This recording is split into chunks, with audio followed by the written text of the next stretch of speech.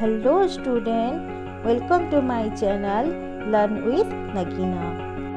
ପିଲାମାନେ ଆଜି ଆମେ ଅଷ୍ଟମ ଶ୍ରେଣୀ ଉତ୍ଥାନ ଗଣିତର କାର୍ଯ୍ୟଫର୍ଦ୍ଦ 11 କରିବା। ଏହି କାର୍ଯ୍ୟଫର୍ଦ୍ଦରେ ଚିତ୍ରରେ ଓ ବସ୍ତୁର ସଂଗ୍ରହରେ ଅଧା, 1/4 ଓ 3/4କୁ ଚିହ୍ନିବ। ଏକ ସମୂହର ଅଂଶକୁ ଭଗ୍ନ ସଂଖ୍ୟାରେ ପ୍ରକାଶ କରିବ। ତ ପ୍ରଥମେ ଦେଖ ରହିଛି ଗୋଟିଏ ଚିତ୍ରଟିଏ ଦିଆହେଇଛି। ଏହାକୁ କ'ଣ କୁହାଯାଇଛି? ଏଠାରେ ଏକ ବର୍ଗ ଚିତ୍ରକୁ 4 ସମାନ ଭାଗ କରି ସେଥିରୁ ଏକ ଭାଗକୁ ଚିତ୍ରିତ କରାଯାଇଛି। ଏଇଟା ଆମର ଗୋଟିଏ ବର୍ଗ ଚିତ୍ର ରହିଲା। ଏହାକୁ ସମାନ 4 ଭାଗ କରାହେଇଛି ଏବଂ ଗୋଟିଏ ଭାଗକୁ ଗାର ଟାଣିକି ବା ଚିତ୍ରିତ କରିକି ଦର୍ଶାହେଇଛି। ତେବେ ଏହି ଚିତ୍ରିତ ଅଂଶଟି ମୂଳ ଚିତ୍ରଟିର କେତେ ଅଂଶ କହିପାରିବା କି? ଆମେ ଏଇ ଯେଉଁ ଚିତ୍ରଟା ଆମେ ଦେଖୁଛନ୍ତି ଯାହାକୁ କଲର କରାହେଇଛି, ଏଇଟା ମୂଳ ଚିତ୍ରର କେତେ ଅଂଶ? ଚିତ୍ରିତ ଅଂଶ ହେଉଛି ମୂଳ ଚିତ୍ରଟିର 4 ସମାନ ଭାଗରୁ ଏକ ଭାଗ। ଦେଖ 4 ସମାନ ଭାଗ କରାହେଇଛି, 4 ସମାନ ଭାଗରୁ ଏଇଟା ରହିଲା ଗୋଟିଏ ଭାଗ, ବା ଆମେ ଏହାକୁ କହିବା 1/4। 4 ଭାଗରୁ ଏକ ଭାଗକୁ ଆମେ କ'ଣ କହିବା? 1/4। ଏବଂ ଏହାକୁ ସଂଖ୍ୟାରେ କେମିତି ଲେଖିବା? 1/4 ଅର୍ଥାତ୍ 4 ସମାନ ଭାଗରୁ ଗୋଟିଏ ଭାଗ। ଏହାର ସାଂଖ୍ୟିକ ରୂପ ହେଉଛି 1/4। ଯଦି ଆମେ ଏଇ ଯେଉଁ ଚିତ୍ରଟିକୁ ଆମେ ସଂଖ୍ୟାରେ ପ୍ରକାଶ କରିବା, ଏହାକୁ ଲେଖିବା 1/4। ସେହିପରି ନିମ୍ନୋକ୍ତ ଚିତ୍ର ଗୁଡ଼ିକର ଚିତ୍ରିତ ଅଂଶ ଗୁଡ଼ିକୁ ଲକ୍ଷ୍ୟ କରି ଶୂନ୍ୟ ସ୍ଥାନ ପୂରଣ କର। ସେହିଭଳି ଯେଉଁ ଚିତ୍ର ଗୁଡ଼ିକ ଦିଆହେଇଛି ତାକୁ ଆମେ ଲକ୍ଷ୍ୟ କରିବା ଏବଂ ତାକୁ ଲେଖିବା।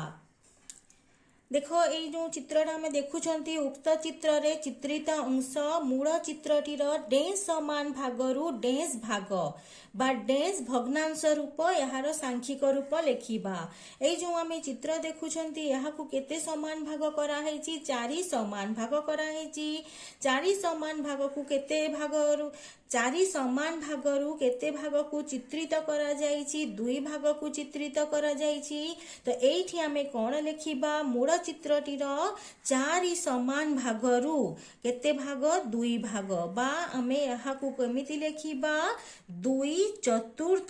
ଉପରେ ଯେମିତି ଲେଖା ହେଇଛି 1/4, ଏଇଠି ଆମେ ଲେଖିବା 2/4, ଅର୍ଥାତ୍ ଆମର 4 ଭାଗରୁ 2 ଭାଗ।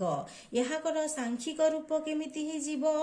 2/4। 4 ସମାନ ଭାଗ କରାଗଲା, ଯୋଉଟା ତଳେ ରହିଛି ସେତିକି ସମାନ ଭାଗ କରାହେଇଛି ଏବଂ ଯୋଉଟା ଉପରେ ରଖାହେଇଛି ସେତିକି ଭାଗ ଚିତ୍ରିତ କରାହେଇଛି ବା ଦର୍ଶା ଯାଇଛି। ନେକ୍ସଟ ରହିଲା ଉକ୍ତ ଚିତ୍ରରେ ଚିତ୍ରିତ ଅଂଶ = ମୂଳ ଚିତ୍ରଟିର ଡେସ୍ ସମାନ ଭାଗରୁ ଡେସ୍ ଭାଗ ବା ଡେସ୍ ଭଗ୍ନାଂଶ ରୂପ ଲେଖିବା ଏବଂ ତାର ସାଂଖ୍ୟିକ ରୂପ ଲେଖିବା। ଏଇ ଯେଉଁ ଆମେ ଚିତ୍ରଟି ଦେଖୁଛନ୍ତି ଏହାକୁ ଆମର 4 ଭାଗ କରାହେଇଛି, ସମାନ 4 ଭାଗ କରାହେଇଛି ଏବଂ 4 ଭାଗରୁ 3 ଭାଗକୁ ଚିତ୍ରିତ କରାହେଇଛି। ତ ଏଇଠି ଆମର ମୂଳ ଚିତ୍ରଟିର କେତେ ସମାନ ଭାଗ? 4 ସମାନ ଭାଗ। କେତେ ସମାନ ଭାଗରୁ କେତେ ଭାଗକୁ ଚିତ୍ରିତ କରାହେଇଛି? 3 ଭାଗକୁ ଚିତ୍ରିତ କରାହେଇଛି। ତାକୁ ଆମେ କେତେ ଲେଖିବା? 3/4। 3/4। ତ ଏହାର ଅର୍ଥ ହେଲା 4 ଭାଗରୁ 3 ଭାଗ। ଏହାକୁ ଆମେ ଭଗ୍ନାଂଶ ବା ସାଂଖ୍ୟିକ ରୂପରେ ଲେଖିଲେ କେତେ ଲେଖିବା? 3/4। ଏକ ପେନ୍ସିଲ ପକେଟରୁ 2ଟି ପେନ୍ସିଲ = ଡେସ୍ ସମାନ ଭାଗରୁ ଡେସ୍ ଭାଗ ବା ଡେସ୍ ଭଗ୍ନାଂଶ ରୂପଟି। ଦେଖ ଏଠି ଆମର କେତୋଟି ଆମେ ପେନ୍ସିଲ ଦେଖୁଛନ୍ତି? 1 2 3 4 5। 5ଟି ପେନ୍ସିଲ ଦେଖୁଛନ୍ତି। ତ 5ଟି ପେନ୍ସିଲରୁ ଆମେ କେତୋଟି ପେନ୍ସିଲ ନବା?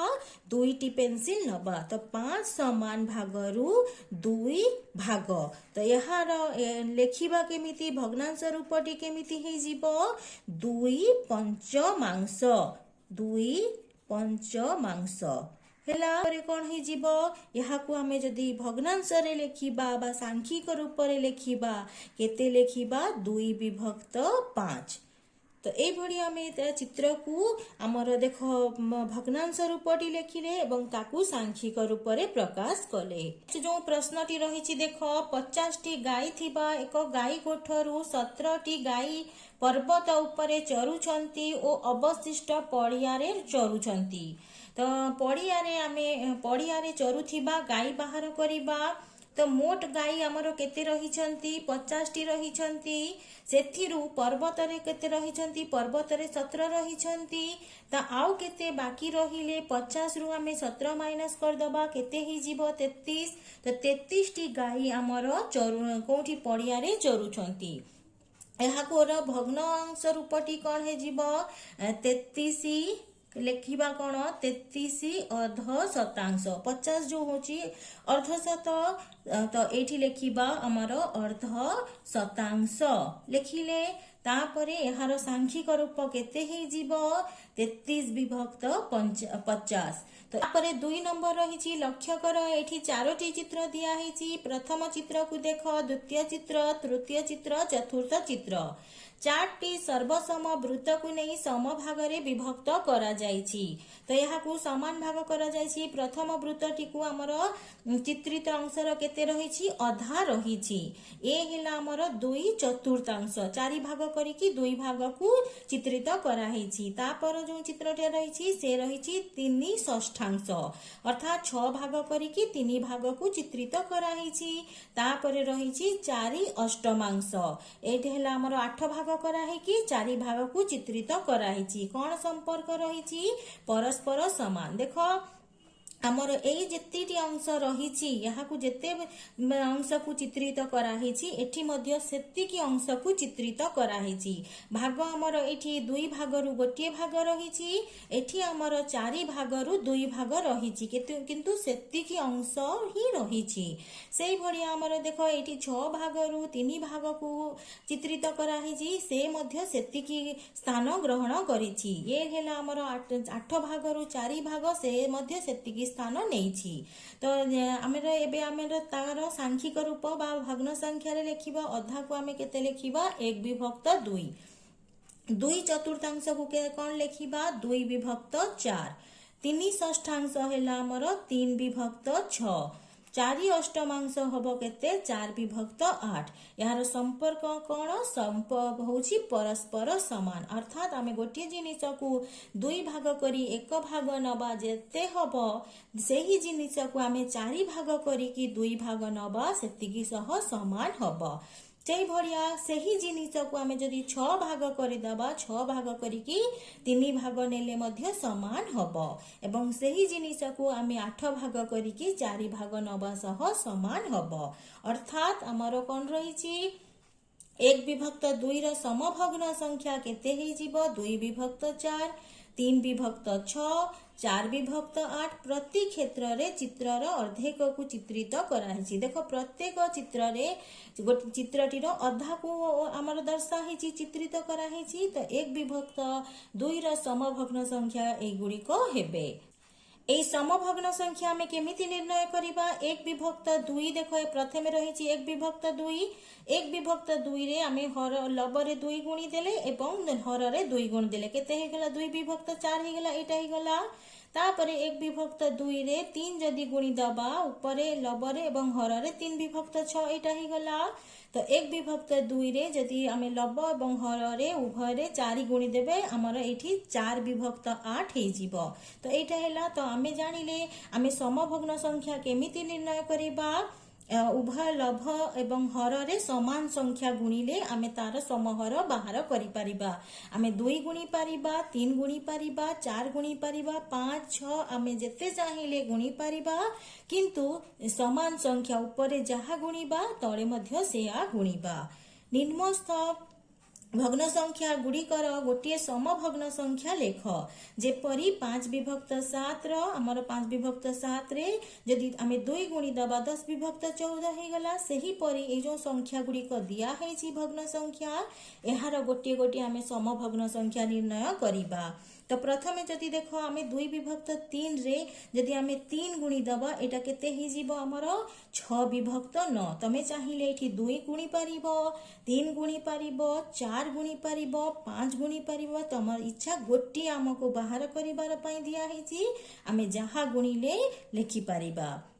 तो 4 विभक्त 5 रो 8 विभक्त 10 हो पारिबो 9 विभक्त 10 रो हमर 36 विभक्त 40 हो पारिबो एठी हमें 9 रे 4 गुणिले एवं 10 रे मध्य 4 गुणी देले 9 चो 36 हो गला 10 चो 40 ए गोटे समभग्न संख्या सेही परि हमर 11 विभक्त 15 रो 22 विभक्त 30 हो पारिबो बा 33 विभक्त 45 हो पारिबो 8 विभक्त 9 रो आमे 16 विभक्त 18 करि परिबा तो एई भଳି भाबरे तमे माने समभग्न संख्या निर्णय करि परिबो। 3 नंबर रही देख निम्नस्थ भग्न संख्या गुड़ी को लक्ष्य कर आमर देख ये रही 1 विभक्त 2 1 विभक्त 3 1 विभक्त 4 1 विभक्त 5 1 विभक्त 6 1 विभक्त 7 1 विभक्त 8 1 विभक्त 9 1 विभक्त 10 एवं 1 विभक्त 11 भग्न संख्या गुड़िकर लब 1 देखो आम जिते भग्न संख्या देखिले सबूर लब केते रही 1 रही तो जार लब 1 थिबो ताकू एगुड़ी को कौन कहिबा एकक भग्न संख्या कहंती जो भग्न संख्यार लब 1 थिबो ताकू आमे एकक भग्न संख्या कहिबा तापरे रही 1 विभक्त 8 2 विभक्त 8 3 विभक्त 8 4 विभक्त 8 5 विभक्त 8 6 विभक्त 8 और 7 विभक्त 8 भग्न संख्या गुड़िकर हर समान देख सबूर हर केते समान रही 8 रही तो थिबारु एगुड़ी को सदृश भग्न संख्या कहंती जहार हर गुड़िक समान थिबो ताकू सदृश भग्न संख्या कहिबा निम्नस्थ भग्न संख्या गुड़िक मध्यरु एकक और सदृश भग्न संख्या गुड़ी को बाची सेमानंक कोठरी रे लेख एठी हमर केतोटी भग्न संख्या गुड़िक दिया हेछि एकक भग्न संख्या एही घरे लेखिबा एवं सदृश भग्न संख्या में एठी लेखिबा तो प्रथमे आमे एकक भग्न संख्या लेखिबा तो हमर रहिबा देखियो केते रहिछि 1 विभक्त 15 तापरे रहिला केते 1 विभक्त 21 रहिछि एटा हमर 2 विभक्त 17 रहिछि एटा एकक नुहे पुनी रहिछि 1 विभक्त 21 तापरे देखो रहिछि 1 विभक्त 23 तो एटा होछि हमर एकक भग्न संख्या एठी लेखिबा नेक्स्ट रहिछि देखो हमर 1 विभक्त 17 तो 1 विभक्त 17 एठी लेखिले एवं तापरे कोन रहिछि 1 विभक्त 27 और 1 विभक्त 29 तो एगुड़िक है आमर एकक भग्न संख्या कहीं ना ये सबूर लब एरे 1 रही तापरे हमें देखिबा कौन गुड़िक सदृश भग्न संख्या रही एठी आमर देख रही 15 देखिबा आउ कोठी 15 रही कि नाही आउ कोठी 15 नाही तो एटा लेखिबा नाही तापरे रही 17 एठी रहिला 17 एठी 17 एठी देखो केतोटी 17 रही हर तो ये गुड़िक सदृश भग्न संख्या रे आसीबो तो एठी आमे लेखिबा 2 विभक्त 17 तापरे केते आसिला हमर 5 विभक्त 17 रही ताकू मध्य लेखिबा तापरे रही 7 विभक्त 17 9 विभक्त 17 1 विभक्त 17 11 विभक्त 17 एतिकी हेला हमर सदृश भग्न संख्या तापरे 21 रही कोठी 21 नाही तापरे देखो 23 रही तो 23 मध्य हर कोठी नाही 25 भी नाही 27 29 ए सबु नाही तो ए हमर एकक भग्न संख्या गुड़िक है 1 विभक्त 15 1 विभक्त 21 1 विभक्त 23 1 विभक्त 17 1 विभक्त 27 एवं 1 विभक्त 29 सदृश भग्न संख्या कौन कौन है 2 विभक्त 17 5 विभक्त 17 7 विभक्त 17 9 विभक्त 17 1 विभक्त 17 एवं 11 विभक्त 17 तो 4 नंबर रही स्तंभ मिलन कर एपटे आमर चित्र गुड़िक दिखाई ए रे बी रे आमर भग्न संख्या गुड़िक दिखाई तो चित्र सहित आमे भग्न संख्या को जोग करिबा तो ए जो आमर दिखाई प्रथम चित्र यहाँ को भल भाव लक्ष्य कले आमे देखिबा केते भाग केते समान भाग रही प्रथमे देखिबा 1 2 3 4 5 भाग 5 भागरु केते भाग को चित्रित कराही 3 भाग को तो जदि यहाँ को आमे भग्न संख्या रे लेखिबा केते हे जीवो 3 विभक्त 5 देखो आमे 3 विभक्त 5 एठी रहिला यहाँ को आमे गार टाणी की जोड़ी दबा जोड़िले नेक्स्ट देख रही आमर एक केते रही केते भाग कराही प्रथमे देखिबा 4 भाग कराही 4 भागरू 3 भाग को रंग कराही तो या को हमें जदि भग्न संख्या रे लेखिबा केते हबो 3 विभक्त 4 हबो तो एठी रही हमर 3 विभक्त 4 एठी हमें या को जोड़ीबा नेक्स्ट चित्रटी देखो वर्ग चित्रटी रही यहाँ को मध्य 4 भाग कराही 4 समान भाग करू 2 भाग को रंग कराही ब्लू कलर दिया है तो यहाँ को भग्न संख्या रे लेखिले आमर केते हे जीवो 2 विभक्त 4 तो आमे देखिबा कि 2 विभक्त 4 कोठी रही तो एठी देखो 2 विभक्त 4 रही तो यहाँ को मध्य आमे 11 टाणी की जोड़ी दबा नेक्स्ट रही देखो गोटे वृत्त को केते भाग कराही आमे प्रथम देखिदबा 1 2 3 4 5 6 7 8 8 भागरू केते भाग को रंग कराही 1 2 3 4 तो 4 विभक्त 8 हबो तो 4 विभक्त 8 कोठी रहिला हमर एठी रही 4 विभक्त 8 यहाँ को जोड़ी दबा नेक्स्ट चित्रटी देखिबा आयत चित्रटी रही यहाँ को केते 8टी समान भाग कराही एवं यहाँ को मध्य 4 भाग कराही तो देखो नेक्स्ट आयत चित्रटी रही यहाँ को मध्य 8टी समान भाग कराही एवं 4टी भाग को चित्रित कराही तो यहाँ को जदि आमे भग्न संख्या रे लेखिबा ए मध्य हमर 4 विभक्त 8 हे जीवो तो यहाँ को मध्य आमे 4 विभक्त 8 सहित जोड़ी दबा नेक्स्ट आमर रहिला गोटे सेवटी रही गोटा सेव रही तो यहाँ को गोटा जिते बड़े आसी जीवो ये भग्न संख्या नुहे गोटे पूर्ण संख्या 1 हबो तो यहाँ को ऊपर देखो 1 रही यहाँ को आमे ऊपर 1 सह जोड़ी दबा ए भली भाबरे हमर कार्यफल 11 कंप्लीट हैला तो नेक्स्ट हमर कार्यफल 12 सहित देखा हबो जदि तुमको A session T A video T भल लगी थिबो ताहेले लाइक करिबो कमेंट टिए दबो एवं शेयर करिबा को भूलिबो नाही।